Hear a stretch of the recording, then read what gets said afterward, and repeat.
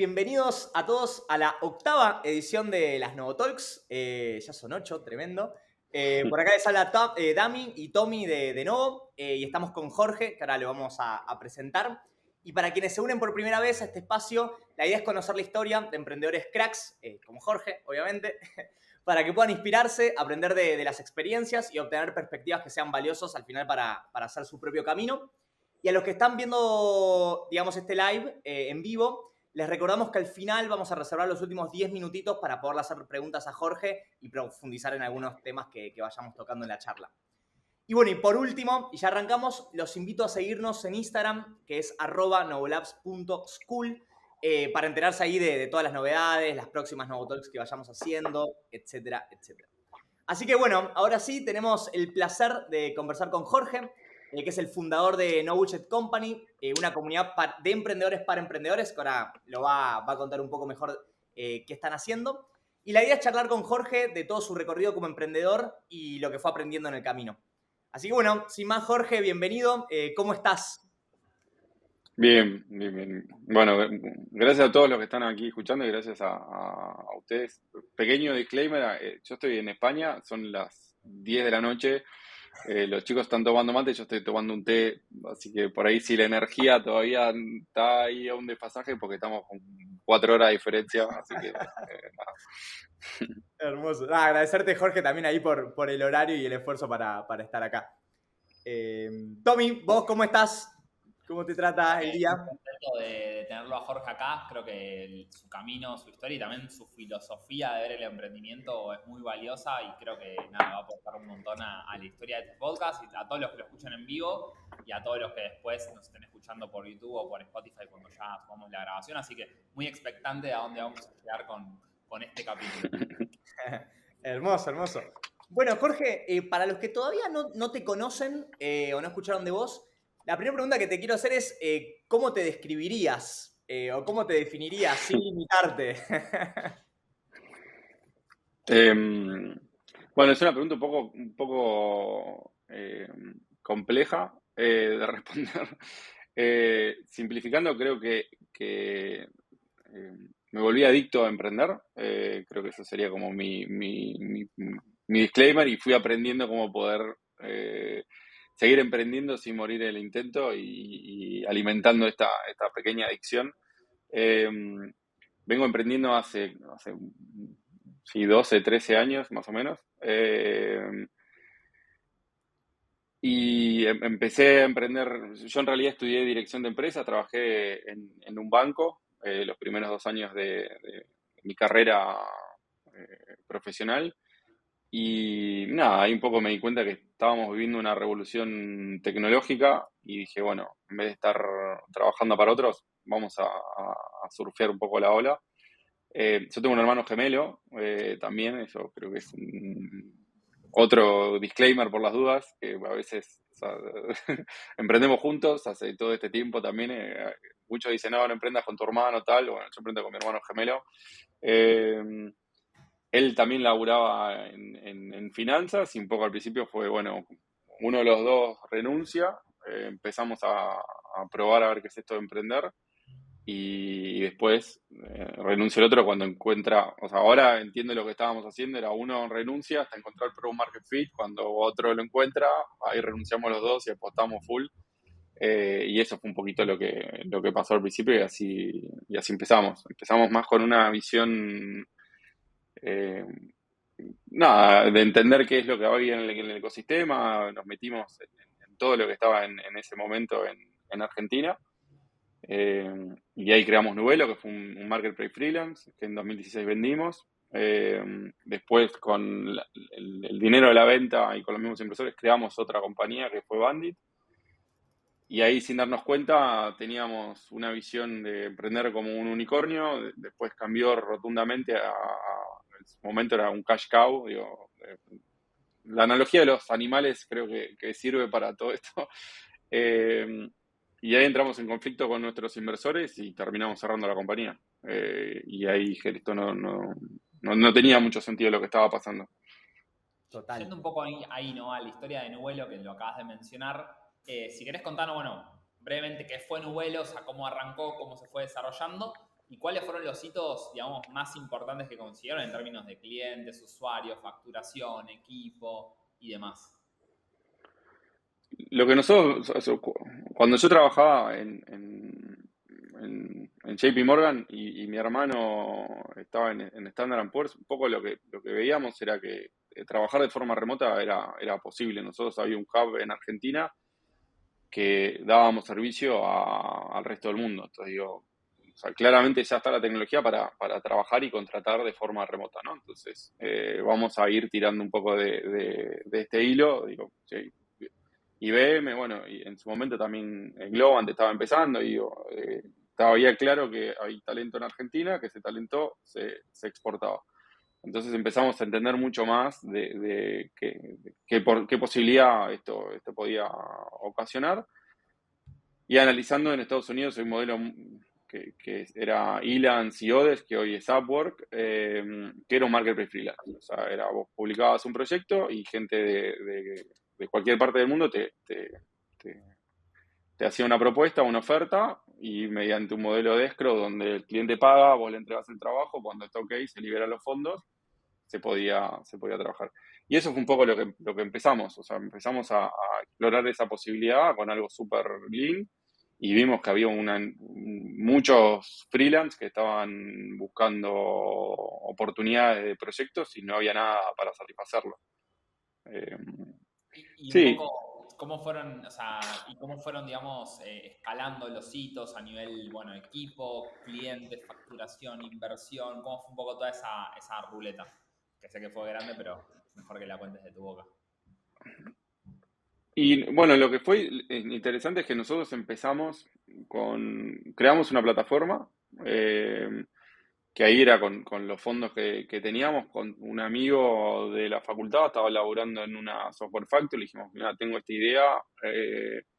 Intuitivamente el concepto era, bueno, vamos a un marketplace cerrado, cuando vamos saturando cierto vertical, vamos expandiéndonos y elijamos un vertical primero. Y la idea original era un marketplace cerrado. Y cuando lo estábamos por lanzar, siempre tirando de amigos, y un amigo trabajaba en La Nación, que era como que La Nación tenía Dritco detrás, que era todo lo que estaba con marketing online. Yo venía, ayudame, otro amigo venía, ayudame, y empezamos como a crear esto. Y justo antes de lanzarlo, vemos un tuit de un español que estaba haciendo lo mismo. Nosotros era Egora, que el Agora era el lugar donde los romanos se juntaban a intercambiar. Dijimos, bueno, pongámosle una E, suena bien en portugués, y bueno, vamos. Y el que estaba haciendo lo mismo era Francés, Francés Font, con Nubelo. Vimos que nosotros éramos Egora, la nueva forma de trabajar, y ellos eran Nubelo, la nueva forma de trabajar. Y che, acá, o sea, hay un calling, acá hay algo para unirnos. Y me acuerdo que le escribí a Francés, creo que fue por LinkedIn, lo contacté, le dije, mirá, creo que nosotros estamos haciendo algo parecido. Y ahí le digo a mi hermano, renunciá, porque me parece que esto ya está escalando, y vámonos a Barcelona. Yo no si Francés estaba en Japón, me iba a Japón. Y me acuerdo que ahí fui a mi viejo y le dije, che, mirá, vamos a irnos a Barcelona a conocer a esta persona, con la idea de firmar un contrato para asociarnos, para hacer esta unión entre España y Argentina, porque tiene sentido, ¿no? O sea, uno se enfoca en conseguir clientes, otros se enfocan en conseguir talento, y el marketplace funciona. Y yo, claro, ahora lo pongo en perspectiva, y digo, nosotros teníamos 23 años, y yo digo, ¿qué habrá pensado mi viejo, no? O sea, Estaba pensando digo, eso. che, nos vamos, ¿entendés? Por suerte somos dos, no es uno solo. Y me acuerdo que mi viejo me dice, bueno, los acompaño por las dudas. O sea, de última dicen que yo soy su abogado, mi viejo es abogado, y los acompaño a estructurar esto, todo. Yo creo que él, evidentemente, sabe qué personas crió, entonces intuía que algo estábamos tramando. Pero yo creo que en el fondo dijo, bueno, pues me voy de viaje con mis hijos y vamos a ver qué onda. De última, vamos a comer tapas, a conocer Barcelona. Y nosotros era como el primer día, él se presenta, hola, yo soy el padre de los hijos de estos dos. Y ahí fue como, che, va, o sea, me está sacando autoridad porque yo voy con mi No me papá a quemes. negociar. no, claro, no me quemes, andate a recorrer Barcelona y nosotros nos encerramos y estuvimos todo el día viendo a ver si había match, firmamos un contrato y nos volvimos. O sea, te diría que casi que ni conocí Barcelona. Y en Eh, ese momento, Jorge, en el momento de irse a Barcelona ustedes, ¿ya tenían el marketplace funcionando? ¿Tenían clientes? ¿En qué estado estaban? ¿O no, estaban de 0-0? habíamos creado, o sea, habíamos creado el producto y estábamos por lanzarlo. Lo íbamos a lanzar el 1 de mayo, el Día del Trabajador. Ok, Era un poco la nueva forma de trabajar, Día del Trabajador. Y claro, era un MVP que nos habrá costado 15 lucas, $15.000. Y tenía sentido, era lo básico que podía hacer, que era, te conectabas todo manual, todo detrás, no existía nada. Pero los que estaban acá habían hecho ya habían levantado capital y habían hecho una plataforma mucho más robusta. Dijimos, bueno, sé que, y de hecho lo que habíamos creado nunca vio la luz. O sea, lo tiramos. O sea, claro, porque nunca usaron la salió la luz. tecnología de ellos, digamos. Usamos la tecnología de ellos, sí. Y ellos tenían un CTO, que nosotros no. Creo que eso también es un tema. Nosotros, al no ser técnicos, al no tener perfil de tecnología, siempre fue un poco de hándicap para lo que estábamos creando. Después encontrábamos la vuelta, pero creo que hoy es mucho más fácil. Y hoy para alguien que no tenga conocimientos de tech es mucho más fácil emprender, me parece. Total. Y a partir de esa unión, de esa fusión entre los franceses y los argentinos y ustedes, ¿cómo fue la relación entre ellos, estando también a la distancia, tal vez con culturas diferentes, tal vez que no se conocían tanto? Digo, ¿cómo se desenvolvió eso en el tiempo? Fue, tuvo sus desafíos. O sea, de hecho nosotros en Argentina ahí levantamos algo, al principio levantamos algo de capital, que de Friends and Family, el ex jefe de Nico nos invirtió y nos ayudó a conseguir algo de inversión. Me acuerdo que Guaira estaba comenzando en su momento y el que estaba ahí era Andrés Saborío, que ahora estaba liderando Guaira a nivel global. Y nosotros presentábamos con la idea y tenía mucho sentido. En ese momento también Workana estaba saliendo, pero claro, Tomás y todo su equipo ya venían, eran second time entrepreneurs. Nosotros era la primera vez que estábamos emprendiendo, entonces hubo muchos errores que nosotros cometimos que ellos no. Claro. Eh, y me acuerdo que al principio una cosa por la que Guaira decidió no invertir era, mirá, tienen los dos socios divididos, yo creo que esto no va a llevar a buen puerto porque están ustedes por un lado y están los españoles por el otro, ¿no? Y no, creo que fue muy claro la separación de roles. Terminamos absorbiendo un montón de roles, de responsabilidades.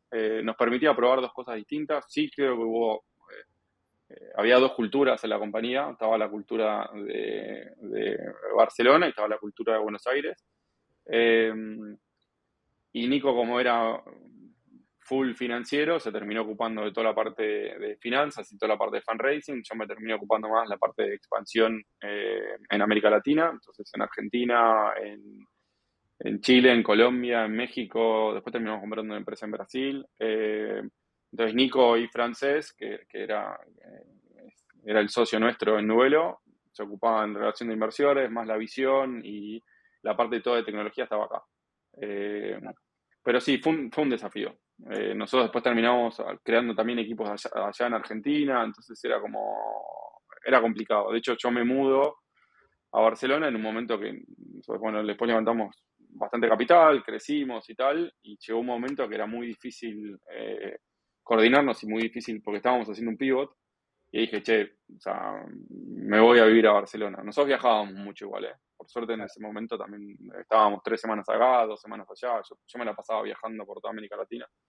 Eh, pero sí, fue un desafío. Y yendo un poco, viendo en retrospectiva, ¿no? La historia de Nuelo, ¿cuáles crees vos que fueron los 2 errores o 3 errores como mucho principales que cometieron, ya sea por inexperiencia o por el mismo contexto? Y bueno, ¿qué sentís que aprendiste de eso para tu nueva etapa, digamos, post-Nuelo? O el top 1, si es que considerás que da para Sí, mucho. si querés, si lo volvería a hacer de nuevo, Cuidaría muchísimo más el mango. O sea, cuidaría mucho más. Levantamos casi 5 palos, que es un montón de guita. Hoy, para hacer un marketplace como el que nosotros estamos haciendo, hay otros players que están levantando 16 millones y arrancan con una seed de 3 palos. Entonces, digo, creo que nosotros también fuimos muy ambiciosos con lo que queríamos hacer, con los recursos que teníamos. Y después había mucho menos, o sea, los recursos te alcanzaban para mucho menos que ahora. Entonces, porque la tecnología la tenías que armar toda. Tenías que contratar gente para hacerlo, había muy poca tecnología ya hecha. Y después había muy pocos perfiles también, había muy poco talento que ya conozca lo que nosotros estamos haciendo. Hoy hablas de Pro Market Fit, hablas de marketing, bueno, un montón de cosas, de campañas, de growth hacking y todo. Pero cuando nosotros empezamos, lo que era el growth hacker no existía. Entonces, era complicado también. ¿De dónde sacabas talento? Y el poco talento que había, laburaba en Mercado Libre, en Globant, en La Nación, en Drisco, en Navent. Entonces, también era difícil. Yo creo que después nosotros, bueno, seguimos emprendiendo todo, pero empezaría saturando nichos, saturando como verticales. Entonces, y hasta no dominar uno, no avanzar en otro. Entonces, en lugar de ser un marketplace generalista, por ahí es el marketplace de diseñadores gráficos. Listo, y hasta no romper eso, no hacer el marketplace de traductores. Hasta no tener traductores, no. Entonces, intentamos abarcar todo a la vez y creo que eso fue un error enorme. Sí. Totalmente. Y ahí, Jorge, ¿cómo se fue dando, digamos, los últimos meses o el último tiempo de la empresa? ¿Cómo deciden venderla? ¿Cómo se da ese cierre? Bueno, nosotros en todo esta aventura tuvimos 2 opciones de compra de la compañía. De hecho, tuvimos 2 term sheets que se terminaron cayendo. Ahí también cuando cosas, viste, que como Slumdog Millionaire que termina haciendo cosas por todo lo que le pasó, ¿no? Cuando te dicen no festejes las cosas hasta que no estén cerradas, hasta que la guita no entre, no. Bueno, nosotros los term sheets los festejamos y después se terminaron cayendo. Eh, y después también teníamos una intención de levantar mucho más capital. Y estuvimos bastante cerca de levantar capital. Eh, y me parece que teníamos tracción, teníamos movimiento, pero creo que no había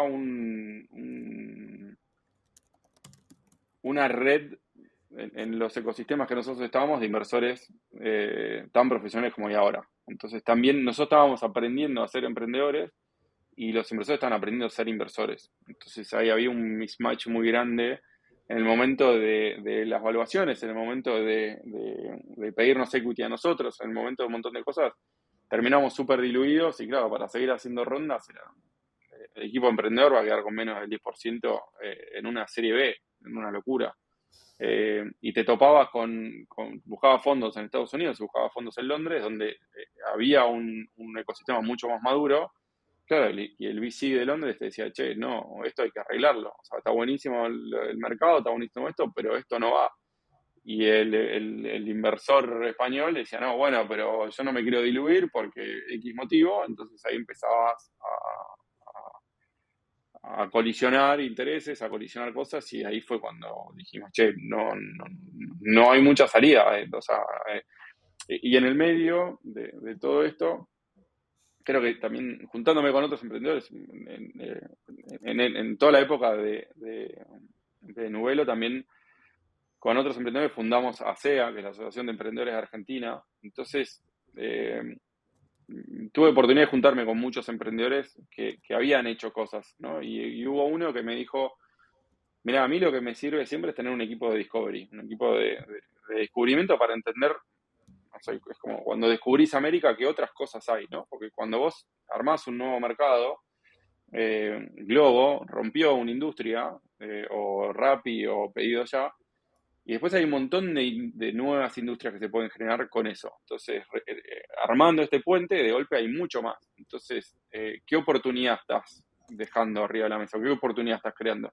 De hecho, nosotros fuimos el primer marketplace, definitivamente de América Latina, de permitir pago con criptomoneda entre países.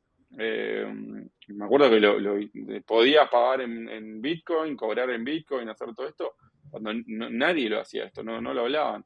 Y también veíamos como oportunidad de generar una pasarela de pagos para pagos profesionales de toda América Latina que no existía, porque tenías que integrarte en mercado pago cada vez que vos estabas en un país y no se conectaban entre ellos. Después dLocal solucionó ese problema. Nosotros esto lo estábamos viviendo.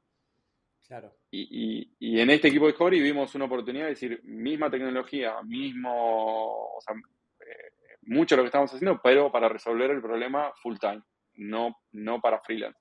Entonces decíamos, si yo pongo €1 en esto, recupero 3 en 3 meses. Si yo pongo €1 en el marketplace, recupero 0,75 en un año. Bueno, si tenemos un palo, multipliquemos el dinero en vez de dividirlo, ¿no? Entonces, cuando vimos eso dijimos, bueno, vendamos el marketplace y enfoquémonos en la parte full time. Que ese fue un poco el cambio y la decisión estratégica que tomamos a venderle todo Nubelo a freelancer y enfocarnos en resolver el pain que veíamos que era mucho más grande y que las empresas el willingness to pay era mucho mayor de necesito developers, te pago lo que sea para que me los contrates. Y lo que veíamos que el perfil de IT, cuando quería cambiar el iPhone, se ponía como freelance, lo cambiaba, pero laburaba full time en otra empresa. Y esa persona, cuando le ofrecíamos trabajo para otra empresa, decía, dale, me interesa. Y cobrábamos el fee de un recruiter. Entonces, en vez de tener un ticket de 500 euros, que nosotros nos quedamos con 50, pasamos a tener un ticket de 3.000, que era todo margen. Entonces, digo, bueno, mirá, seguí la guita, seguí el willingness to pay, seguí todo esto, y el dolor era mucho más grande necesito armar un logo. Entonces, por eso decidimos orientar todos los recursos ahí. Y ahí, digamos, ¿conservaron el mismo equipo, los mismos socios, el mismo cap table? ¿O fue medio volver a empezar desde cero con todo nuevo, digamos? En un mes vendimos, cambiamos algunas cosas del equipo y lanzamos una nueva marca. O sea, todo eso en diciembre de 2016. Sí, sí, terrible. Y sí, mantuvimos a los inversores, mantuvimos a algunas personas del equipo. Sí, lanzamos. Creo que eso también fue un error. Fue como tendríamos que haber cerrado una etapa y abierto otra. Y haber dicho, los que nos quieren acompañar en esta etapa, estas son las nuevas condiciones, y cortar las pérdidas, ¿no? Sí. Claro. ¿Y cómo fue el desarrollo de esa nueva idea, de esa nueva startup? O sea, ¿hasta dónde llegó y digamos qué terminó pasando con eso? Sí, la idea surgió más que nada de escuchar a los clientes, o sea, de entender cuál era su verdadero dolor. Yo me acuerdo que decíamos, bueno, en Estados Unidos, grandes corporaciones están contratando cientos de freelancers. Bueno, íbamos a las grandes corporaciones. Hola, mirá, contratar freelancers y tal. No, por un tema de compliance, no, que son monotributistas, no, que el tema del pago, no, que no. Pero sí te contrato 15 developers. ¿Y cómo resolves el problema de los 15 developers? Y mira, tengo un equipo interno que hace recruiting y además trabajo con headhunters. ¿Y cuánto le pagas a los headhunters? Y cada vez que me traen una persona, les pago el 15% del salario bruto anual. ¿Y qué estás buscando? A ver, buscábamos en la base de datos, veíamos todo lo que nosotros teníamos ya en nuestra base de datos, le mandábamos, mira, esta empresa te está buscando, ¿te interesa contactarlo? Sí, se lo mandábamos, y de golpe facturamos lo que no estaba escrito. Entonces era como, che, o sea, vamos por acá. Que el dolor era mucho más grande. De hecho, el dolor continuó y sigue siendo un dolor a día de hoy. Y la empresa funcionaba, innovamos en cómo hacer el recruiting, innovamos en cómo captar el talento y cómo distribuirlo de forma efectiva, de forma eficiente, y cómo darle esteroides a los recruiters también. Entonces, en vez de que un recruiter en un headhunter cerraba 2 personas al mes, nuestro objetivo era cerrar 3, 4, 5 había una empresa francesa que estaba haciendo algo parecido. En Estados Unidos también había unos que estaban haciendo lo mismo. Yo después llegué a hablar con ellos y me acuerdo que me dijo que era la misma estrategia que estábamos haciendo nosotros. Un recruiter en un mes cerró 20 posiciones. O sea, una locura. Todo con tecnología, con cómo curaban al talento, cómo lo distribuían, cómo trabajaban en la relación con los clientes y generaron un marketplace súper eficiente y era generaba cash, o sea, cash y cash y cash. Claro, y ahí fue donde entramos en conflicto también con nuestros inversores. Mirá, no, ya está, encontramos una fórmula de que esto genera guita, no necesito más, necesito hacer más rondas. Y ahí fue donde no, seguí creciendo, seguí expandiéndote, seguí tal, nosotros vamos a invertir. Y claro, ahí fue como, me tenía que haber dicho, no, ya está. Claro. Logramos la sustentabilidad, digamos, que es lo que y ahí creo que también nuestro error fue, teníamos un modelo creado, inversores creados, pacto de socios creados, estructuras creadas de un unicornio y nosotros intentamos transformarnos. Entonces ahí es donde no encajaba, a nivel de incentivos no encajaba. De hecho era, bueno, vamos a repartir dividendos. No me interesan los dividendos. Yo quiero 10x. Era como, che, si son 3x o 4x, ¿no te parece que está buenísimo? No, 10x. Entonces, ahí entendés cómo funciona el venture capital también, ¿no? Total. Y ahí me echo, Jorge, con una pregunta que es súper interesante, que vos sos un de los abanderados, digamos, de todo lo que es las startups más camello. Entonces quería saber un poco tu perspectiva sobre eso, sobre unicornios versus camello. Entonces, para la audiencia, digamos, que por ahí no conoce estos términos o les son nuevos, ¿podés explicarnos un poco qué caracteriza a cada uno? Y por otro lado, ¿por qué vos decidiste en lo personal seguir por ahí un modelo más camello para seguir armando empresas?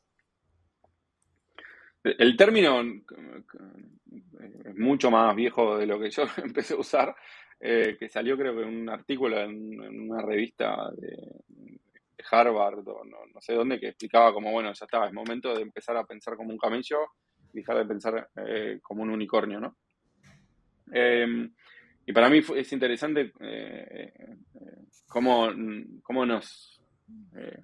como nos sirvió en un momento usar la analogía del unicornio para entender qué tenemos que hacer y para entender para hacia dónde estábamos, te digo, bueno, vamos a explicar esta narrativa con otro animal. De hecho, hay una bibliografía y nomenclatura enorme hay dragones, hay cebras, hay hormigas, hay cucarachas, está de todo, ¿no?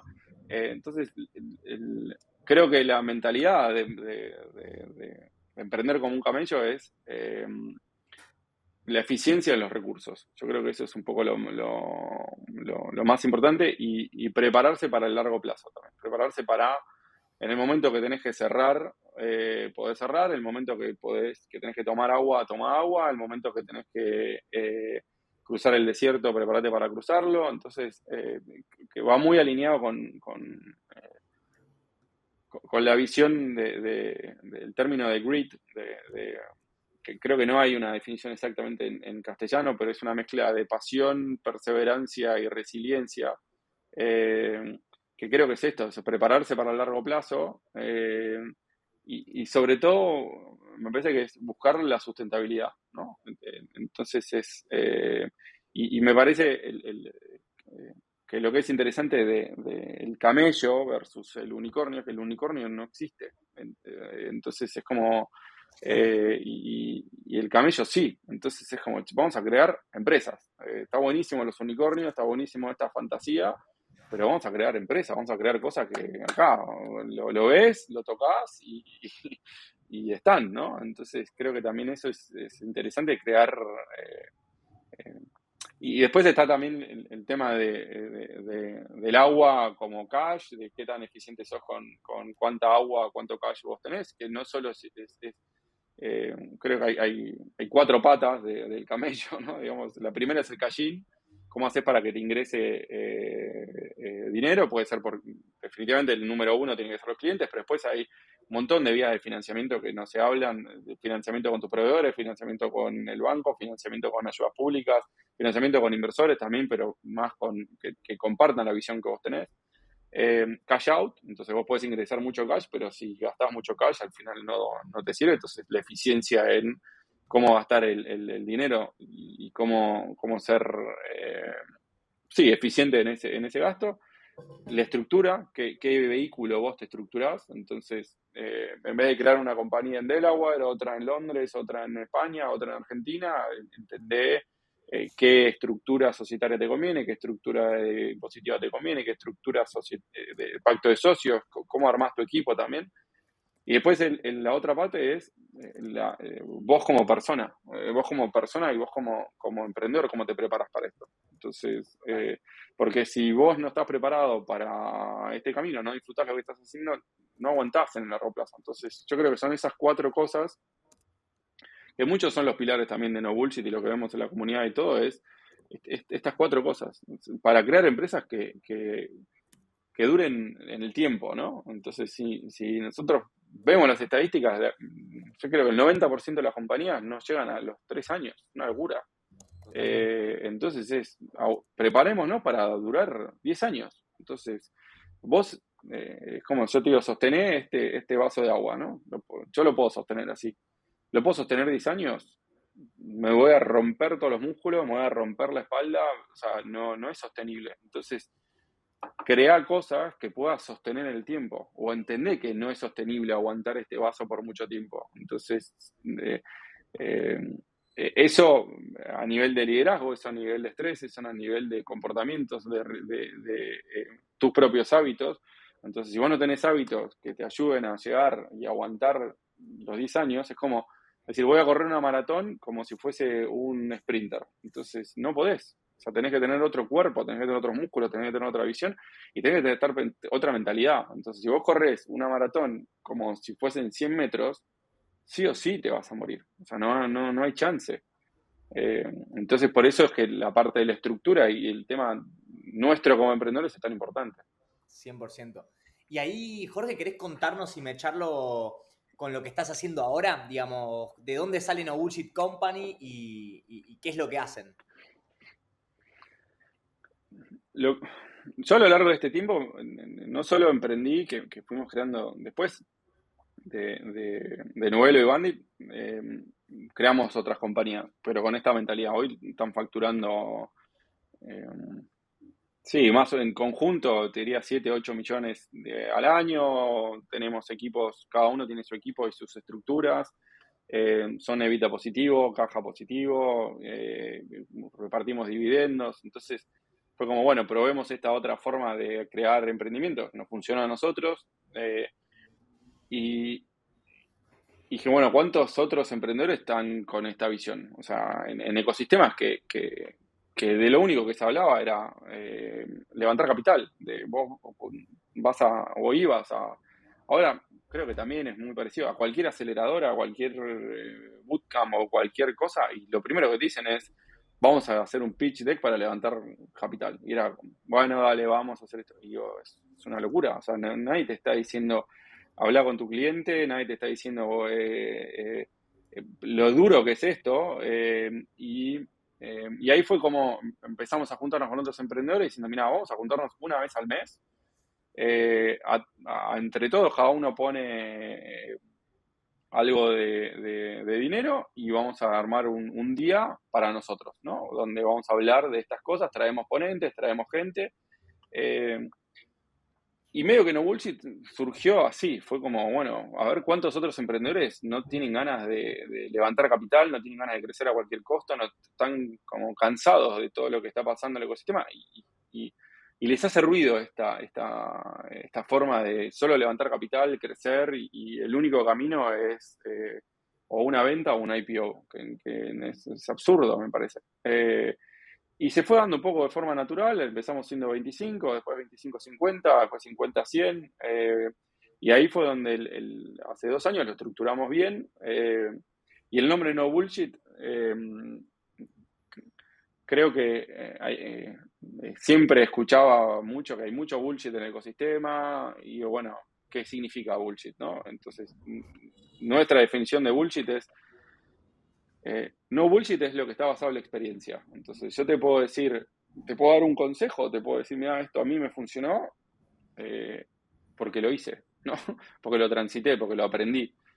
No te voy a decir, no, mirá, sí, para lanzar un cohete a la luna tenés que hacer esto, ¿por qué? No, porque leí un tweet de Elon Musk que hace esto, o me miré un video en YouTube, o miré en TikTok.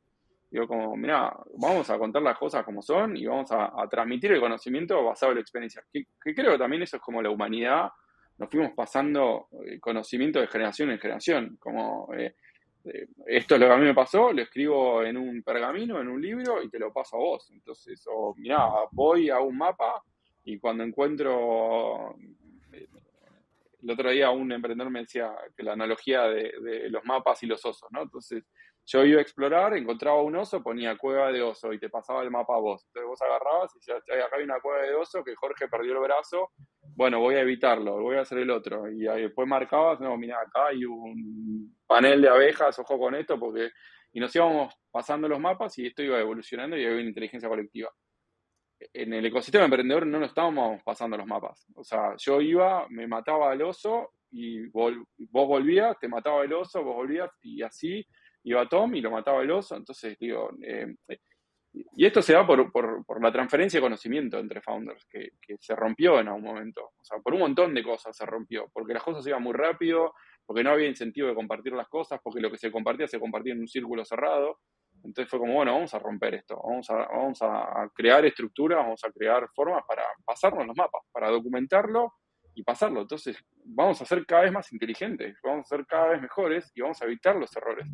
Entonces, todo lo que hacemos nosotros en No Bullshit tiene eso como propósito. O sea, transmisión de conocimiento basado en la experiencia. Lo hacemos con grupos, lo hacemos con dinámicas que están probadas también de Entrepreneurship Organization, YPO, BNI, que nos juntamos donde uno presenta un reto, de forma colaborativa lo resolvemos, después hacemos formación, donde un miembro cuenta lo que aprendió. Entonces, de esta forma, con el tema de inteligencia colectiva y pasándonos los mapas, evitamos los errores, ¿no?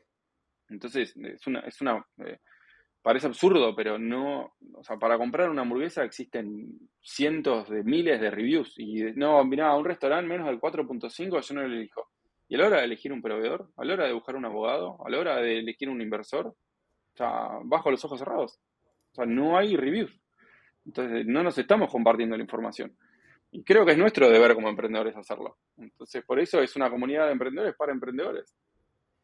Y siguiendo un poco por este lado, no me acuerdo ni cuándo ni dónde, pero una vez habías dicho que aprendiste mucho más tomándote 1000 cafés aprendiste mucho, mejor dicho, tomándote 1000 cafés con emprendedores.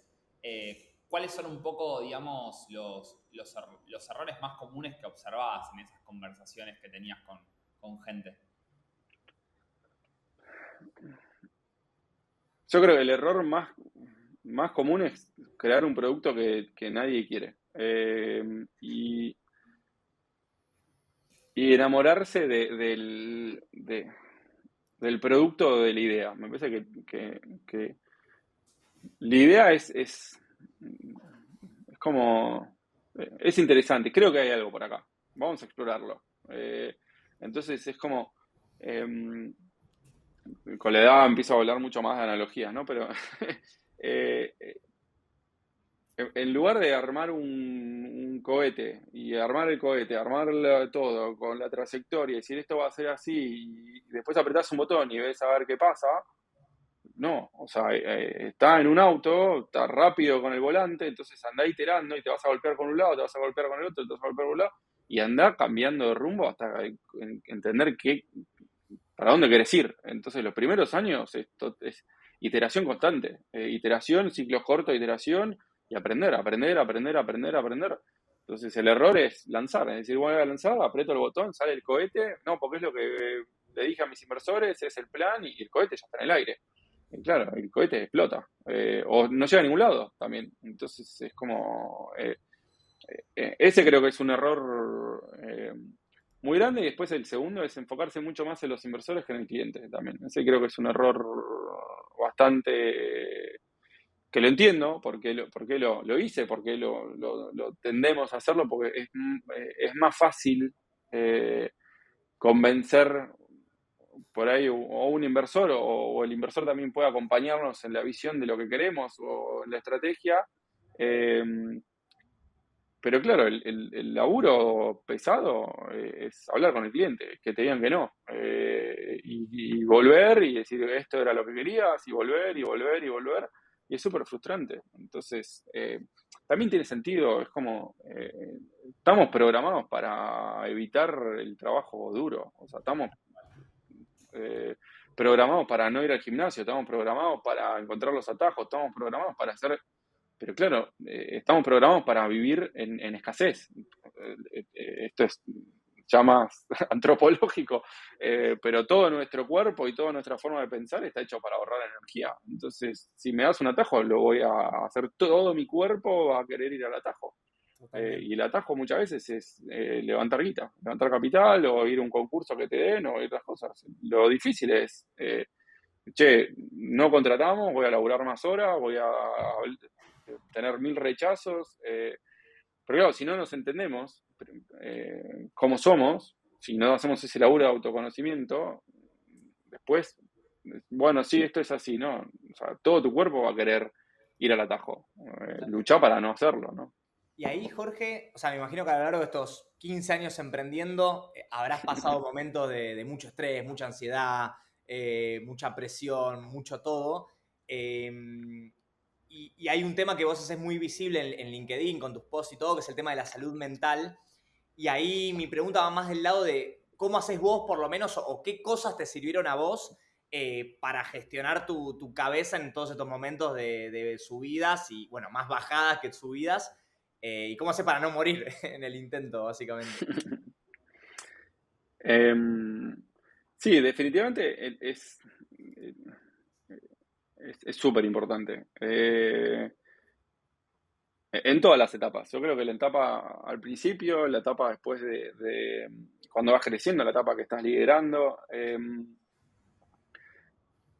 Y no solo por los logros que puedes hacer, sino porque la definición de éxito está totalmente sesgada a cada uno. Entonces, mi definición de éxito no es la misma que vos, no es la misma que Tom, no es la misma que nadie. Entonces, si no entendemos qué es lo que nos importa a nosotros, vamos a llegar a un lugar donde no vamos a estar cómodos. Entonces, vuelvo a las analogías, que era un artículo que leí hace mucho tiempo, que era un emprendedor que contaba que sentía que estaba arriba de un león, ¿no? Decía, yo estoy arriba de un león y estoy agarrado del león, y está la gente al lado que dice, miralo a Jorge, cómo se subió el león, qué genio, cómo lo está domando todo.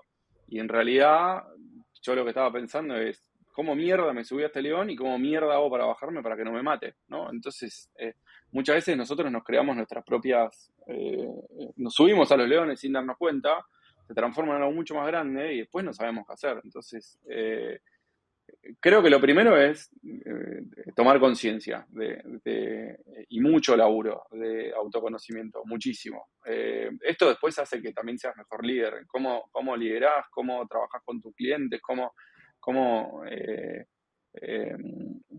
operás, ¿no? Que cada uno de nosotros opera con nuestros modelos mentales. Entonces, ¿qué es un modelo mental? Yo te puedo decir, che, hagamos algo lindo.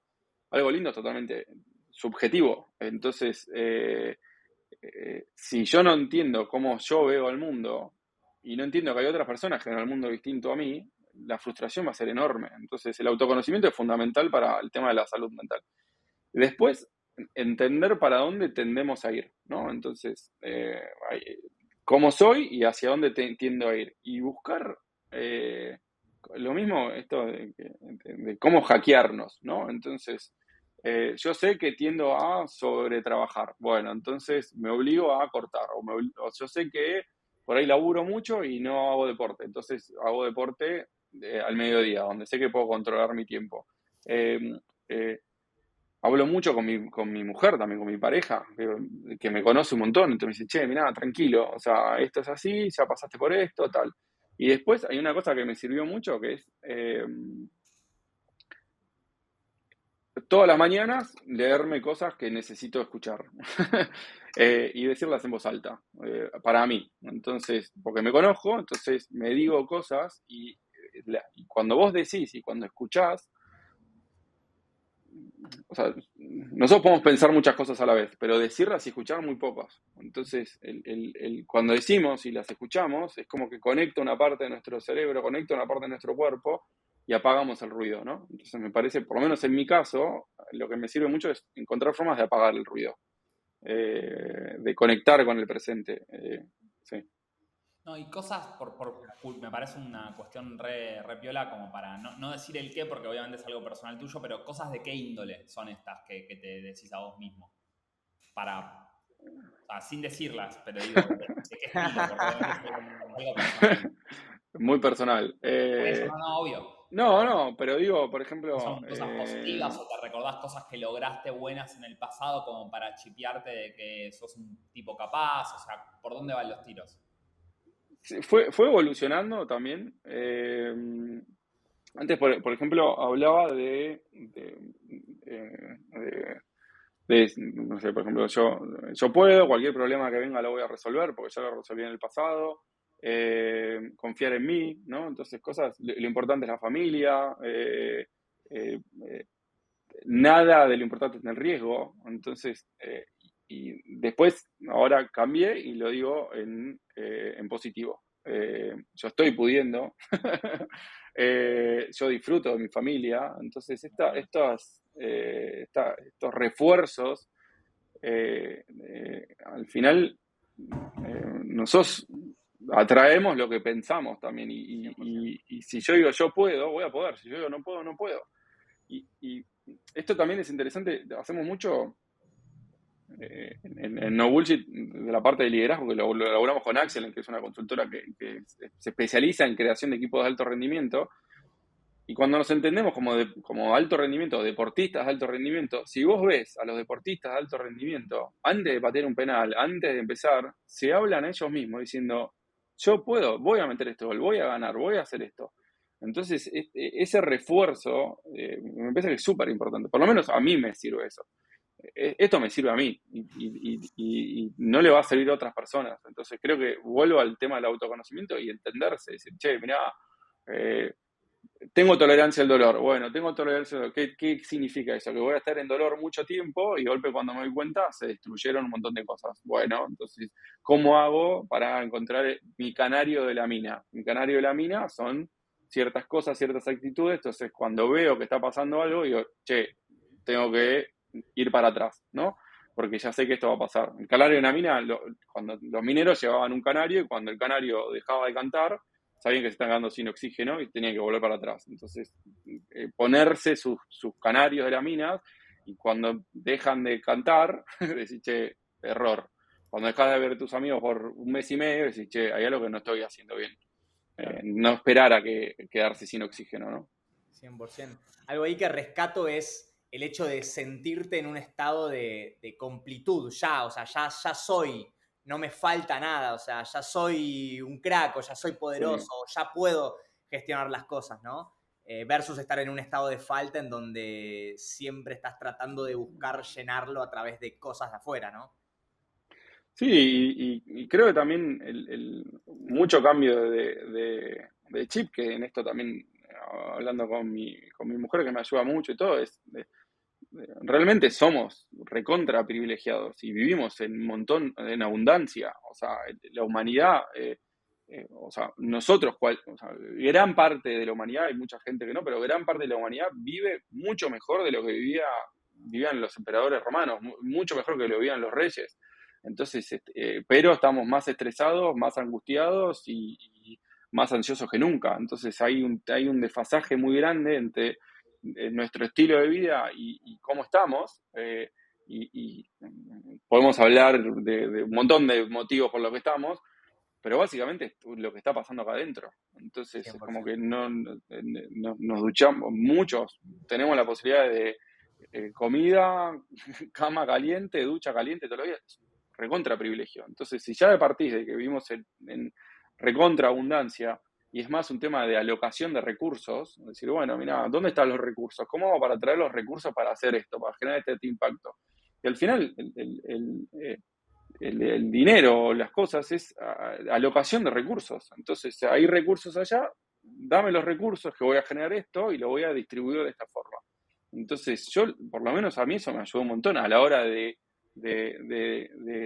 nosotros somos una comunidad con una membresía de pago. Y yo lo veo muy simple. Vos dame recursos a mí, yo esos recursos los voy a alocar para generar un mejor producto para que esto te vuelva multiplicado por 10. Entonces, en el momento que vos decís, no, yo no estoy dispuesto a darte recursos a vos para que generes algo más grande y todo, como que, bueno, entonces, ¿qué hago? ¿Busco los recursos en el Estado? ¿Busco los recursos en un inversor? ¿Busco los recursos en un banco?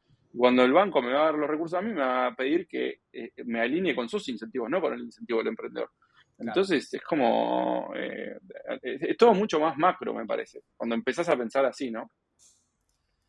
Total. Y nada, antes de leer alguna pregunta ahí del chat del público, incluso si hay alguno que no dejó la pregunta que tenía en la cabeza y la quiere ir dejando, para ya ir empezando esa etapa. Como última pregunta, así más abierta, nada, ¿qué considerás como esencial para alguien que está o transitando esta primera etapa, digamos, de tengo una idea y quiero lanzar, o simplemente esa motivación de querer emprender, digamos, pero todavía no estar en ese proceso más de desarrollo de la idea, sino en un estadio más de deseo, por así decirlo, sin haber tirado la primera piedra? ¿Qué consideras como esencial transmitir y tener en cuenta desde tu experiencia? Sí, yo creo que lo más importante es prepararse para el largo plazo. Entonces, o sea, crear un esquema o crear una estructura personal que puedas aguantar todo lo que va a venir. O sea, entonces, de hecho, creo que también es un error muy grande al principio que por mucho tiempo se dijo esto, que también me parece que está totalmente equivocado, que es para emprender tenés que renunciar a tu trabajo. Mentira, no tenés que renunciar a tu trabajo. O sea, vos podés emprender en relación de dependencia, podés emprender teniendo un sueldo, y puedes emprender en vez de ver Netflix o en vez de ver Instagram, o en vez de estar 2 horas en TikTok. Entonces, digo, prepárate para emprender entendiendo que esto va a llevar mucho tiempo. Entonces, si vos te preparás para entender que va a llevar mucho tiempo, o vendiendo consultoría, o haciendo otros laburos, o siendo freelance y tal, de a poco vas construyendo, y te va a llevar el doble de lo que pensás, y te va a costar el doble de lo que pensás, y va a ser súper duro. Entonces,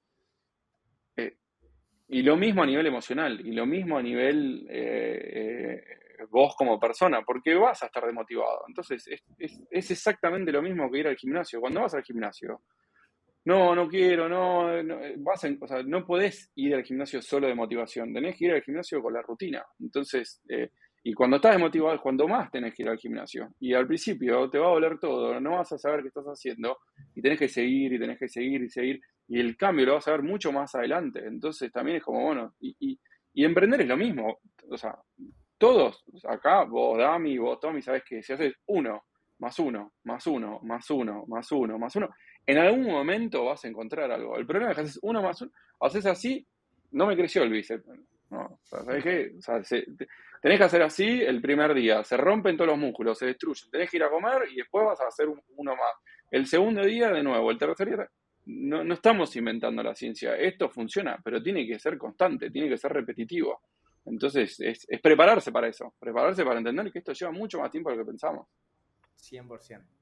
Ahí yendo un poco a las preguntas del público, agarro la primera que había hecho a Mauri, que dice así: nosotros estamos en proceso de conseguir capital, hasta ahora la opción que tenemos es Friend and Family o tomar un préstamo. ¿Cuáles sugerencias podrías darnos para una startup que requiere capital para construir la herramienta? ¿Qué tanto equity debemos ceder? ¿Cuáles son los pasos correctos y qué errores debemos evitar?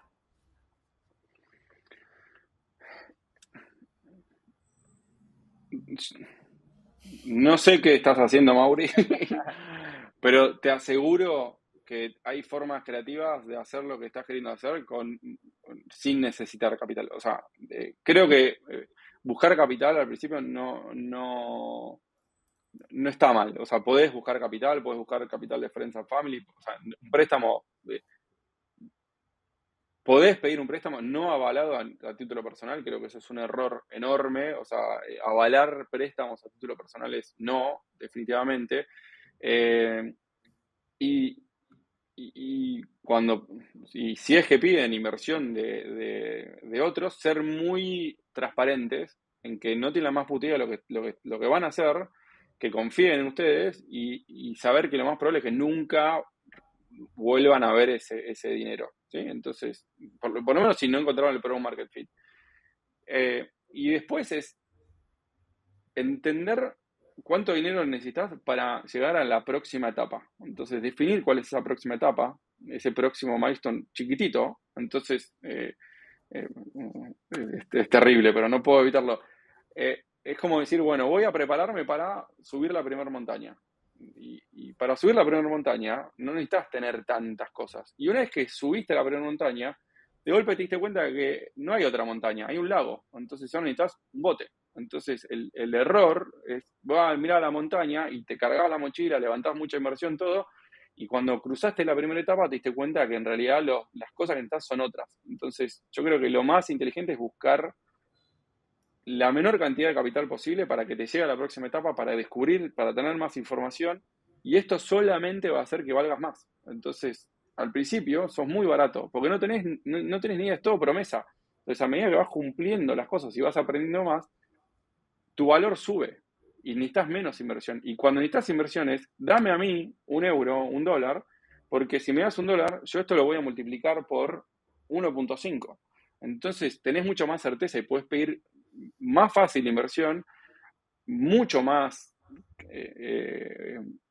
puedes acceder a esa inversión de forma más barata también, no te va a costar tanto el equity, y después realmente vas a tener más certeza y vas a estar más convencido para que estás pidiendo ese capital. Entonces, hasta que no encuentres una fórmula donde puedas, como mínimo, multiplicarlo en 2 o en 1.5, el capital que estás buscando es para descubrir. Entonces, ese capital es muy caro. Total. Acá María hizo otra pregunta que es, entonces, ¿crees que está bien en estas primeras fases tener en claro que querés ser business purpose? Que no sé bien qué es ese término. Entiendo como centrado más en el negocio, en los clientes, y dejarlo claro a los socios, al equipo, etcétera. O sea, como alinear un poco la visión entre todos. Definitivamente. Yo creo que es súper importante, primero, tener claro qué camino vos querés hacer, y segundo, que todos los que se sumen a vos tengan claro qué camino vas a hacer. Entonces, vamos a ir al Amazonas. Dale, vamos a ir al Amazonas. Vamos a ir al Polo Norte. Vamos al Polo Norte. Tenerlo claro. Y todos los que se suman, entender lo que está yendo para un camino o para otro. Entonces, empieza a haber un desfasaje, que también entiendo por qué es así, porque al principio, en la desesperación de traer talento, de atraer socios, de traer inversores, puedes decir cualquier cosa, entonces también agarrás lo que podés. Está bien agarrar lo que podés, pero si no sabes vos dónde querés ir, es muy difícil llegar a ese lugar. Entonces, primero tenerlo claro. Y después entender que haya una alineación muy clara entre dónde querés ir y tu momento vital también. Entonces, eso también tiene que ir de la mano. Total. Ándale. No, ahí Javier, que antes preguntó otra cosa, preguntó, simplemente lo dejo como comentario para que lo escuche el público por si se le ocurre una idea. En Argentina hay devs que quieren emprender y generar startups, pero necesitan socios como ustedes. ¿Existe alguna plataforma de conexión entre emprendedores experimentados y devs con hambre? Ahí alguno si conoce y sabe. Y su pregunta ahora es, que creo que Jorge vas a poder responder muy bien, ¿es posible emprender en 3 proyectos a la vez en etapa inicial teniendo MVPs de los 3? ¿Qué recomiendan?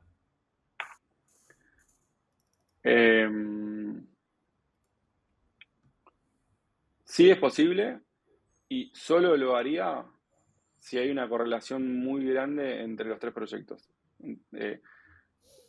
Ejemplo, los 3 proyectos quieren resolver el mismo dolor de formas distintas a un mismo cliente. Entonces está bien, estás probando 3 cosas a la vez, o los 3 tienen la misma materia prima. Misma materia prima puede ser atención de audiencia, puede ser un e-commerce, puede ser usuarios. Entonces, también eso es, el core es, me enfoco en el producto y veo cómo lo distribuyo, o me enfoco en el cliente y veo qué solución le genero. Si no, me parece que genera pérdida de foco y es complicado. Se puede hacer, obvio que se puede hacer, pero eh, lo que es interesante es, y por lo menos yo en esta etapa también es algo que tengo varios emprendimientos, muchos socios y todo, y es como, si empujo una cosa, ¿cómo puedo empujar todas las cosas a la vez? ¿No? Entonces, creo que eso también es interesante, decir, bueno, ¿cómo con un esfuerzo puedo empujar los 3 proyectos a la vez? ¿No? Claro. Y ahí Alexis pregunta, o sea, relacionado a la pregunta de Amauri, que tiene que ver con cómo conseguir financiación o cuál es la mejor estrategia, si aplica lo mismo que acabas de mencionar, Jorge, para una empresa que construye producto de hardware. O sea, ¿cómo ves en ese caso la financiación? Claro, la necesidad de capital al inicio. El proyecto, Nosotros, yo lo conozco, tiene que comprar sensores, cámaras, como que va por ahí la solución, ¿viste? yo trabajaría mucho la preventa, me parece. También muchísimo la preventa. Nosotros, hay un modelo de negocios que es P-Square, que es una startup, ya medio como una empresa, que es súper capital intensivo, que empezamos con un modelo de coworking y después lo fuimos evolucionando, pero básicamente es, buscamos activos y edificios abandonados en Barcelona y los transformamos en oficinas entonces reciclamos edificios, o sea, construcción, o sea, muchísimo CAPEX necesitamos.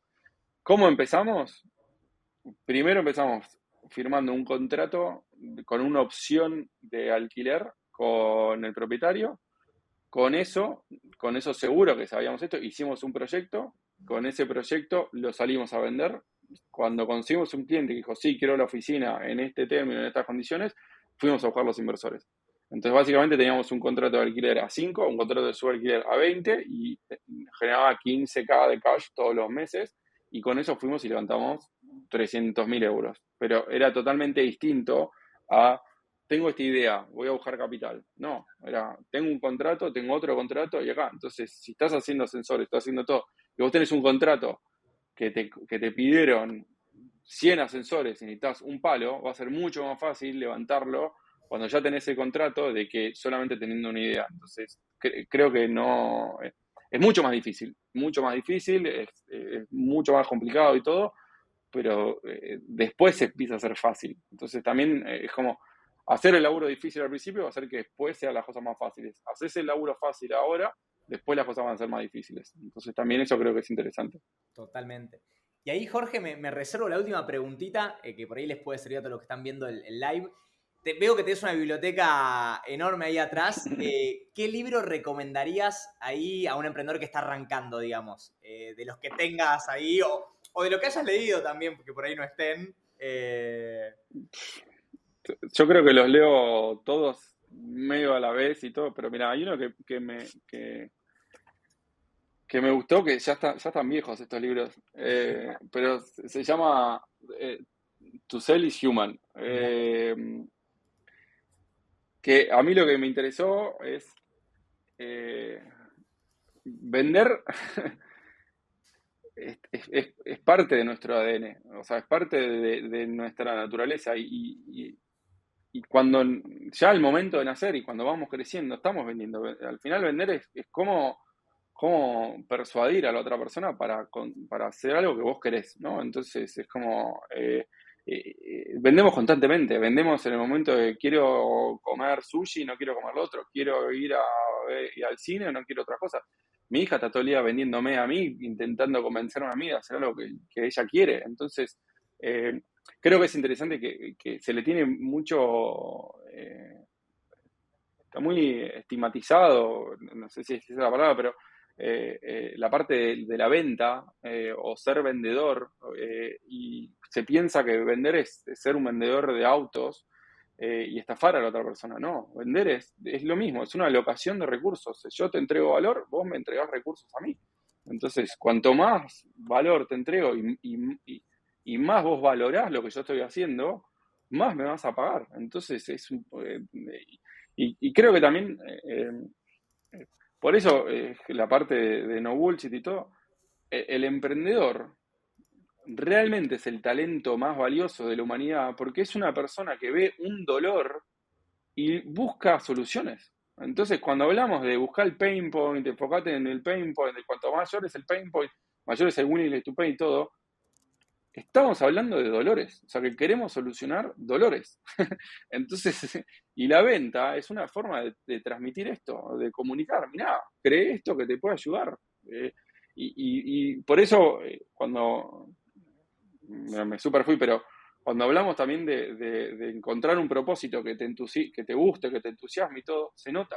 Si a vos te da igual el dolor de la otra persona, no vas a tener la convicción para venderlo, no vas a empatizar tanto y no vas a decir, escúchame, yo esto te lo quiero dar porque a mí me dolió tanto y lo encontré que a vos te va a solucionar. Entonces yo cuando hablo con otros emprendedores, les digo, sumate a una comunidad, la que sea, porque es la única forma que tenés de evitar todos los osos que hay ahí. Y cuando vuelvas y vuelvas sin brazo y diciendo, oh, mira, un oso me comió el brazo, sí, amigo, a vos, a mí y a todos los que están acá. Entonces, aprendé de otro. Y te lo digo yo, con todos los rajuños que tengo acá en mi espalda. Entonces, cuando yo le digo a un emprendedor que se sume a la comunidad, no estoy vendiendo, estoy diciendo directa, le estoy rogando por Dios, sumate porque evitemos toda esta trampa de osos, aprendamos de nosotros, ¿no? Total, hermoso, hermoso. Nada, Jorge, ahí 1000 gracias si querés para cerrar. No sé, Tommy, si querías decir algo más, pero... No, era un breve comentario que también recontra empatizo con lo que acabas de decir con Novo, que me pasa un poco lo mismo. Y a veces lo que siento que no logro craquear es cómo hacer para que dos personas que están en un diferente nivel de conciencia sobre el problema se entiendan. Porque vos y yo y Dami estamos hace 10 años picando piedra y lo vivimos, por eso lo entendemos. Pero alguien que no pasó por ahí, ¿cómo decirle tipo, che, todavía es como cuando tu papá te dice no metas el dedo en el enchufe y hay veces que como que no siento a veces cómo puedo hacer para prevenir esos errores que veo que la gente está por cometer? Nada, eso un poco, pero nada, es una cuestión de conciencia, es difícil. Sí, está buenísimo. Yo también creo que es algo que a mí también me pasa, el tema de la frustración, y lo que aprendí es, hay gente que necesita meter los dedos en el enchufe para creer. O sea, yo tuve que hacer un montón de cosas para tomar conciencia. Entonces, y vuelvo, es el largo plazo, es aguantar. Y cuando vuelva y dice, mira, metí los dedos en el enchufe, me electrocuté, digo, bueno, ¿no querés electrocutarte más? Acá está el manual de instrucciones, acá están las cosas, y creo que es cuestión de tiempo también. Total. Bueno, Jorge, nada, gracias, mil gracias posta por tu tiempo, por toda ahí la sabiduría a costa de rasguños de osos, leones, animales exóticos. Así que nada, gracias posta por tu tiempo. Sabemos que también en España es súper tarde, así que el esfuerzo... Un placer. Y nada, esperemos pronto también estar por allá de nuevo, que bueno, nos volvimos, bueno, a la gente nos conocimos allá en Barcelona, en España. Esperemos pronto estar por allá también, así nada, compartimos un asado, una paella. O si vos te venís para acá también, más otra que edición de para la Bullshit. A full. Total. Otra Última puede. preguntita, Jorge, que esta te la robamos a vos de las No Bullshit Talks. ¿Crees que hay alguien así con una historia interesante, puede ser argentino viviendo allá en Barcelona o español o lo que fuera, que tiene una historia interesante para contar o alguna perspectiva, digamos, que pueda llegar a sumar a emprendedores que están empezando? ¿De América Latina o de acá? Puede ser de cualquier lado, o sea... Sí, varios. Sí, no sé, Que sientas que su Ezequiel, experiencia puede aportar a este 0 a 1, ¿viste? De las personas. Puede ser sí, después ahora. si querés, nomino a Ezequiel Calcarami Echi, que lo conocí cuando creamos ASEA juntos. Y creo que es un emprendedor con un montón de resiliencia. Y empezó con un modelo, fue iterando, fue cambiando. Y yo siempre admiré cómo se mantuvo firme, innovó y crear una empresa súper relevante en un segmento. Y sí, conozco muy pocos emprendedores tan resilientes como él. Hermoso. Bueno, lo vamos ahí a pinguear. Sí, Dale, te te pido pongo en contacto. por Sí, privado. sí, obvio. Y como Buenísimo. Tiene mucha energía también, ¿eh? Por lo Bueno, menos, yo no hablo con él hace mucho, pero tiene mucha energía. espectacular. Veo que ahí atrás tenés Jab, Jab, Jab, Right Hook de Gary Vee. Se ve un poco ahí. Sí, Lo tengo ahí por está. ahí. No lo sabía, salió la versión 2024 del libro Ah, mirá. con TikTok, todo lo que se viene, te la recontra recomiendo y a todos los que están acá, tipo, es el libro, la Biblia de las redes sociales y los negocios, así que para el que esté acá escuchando, y bueno, vos Jorge, nada, Un libro más para la biblioteca. Hermoso. Vale. Bueno, Gracias, Jorge, chicos. Gracias a todos los que están escuchando. Excelente. Dale. Tengan todos una gran semana. Abrazo grande. Chau, chau. Chau, chau.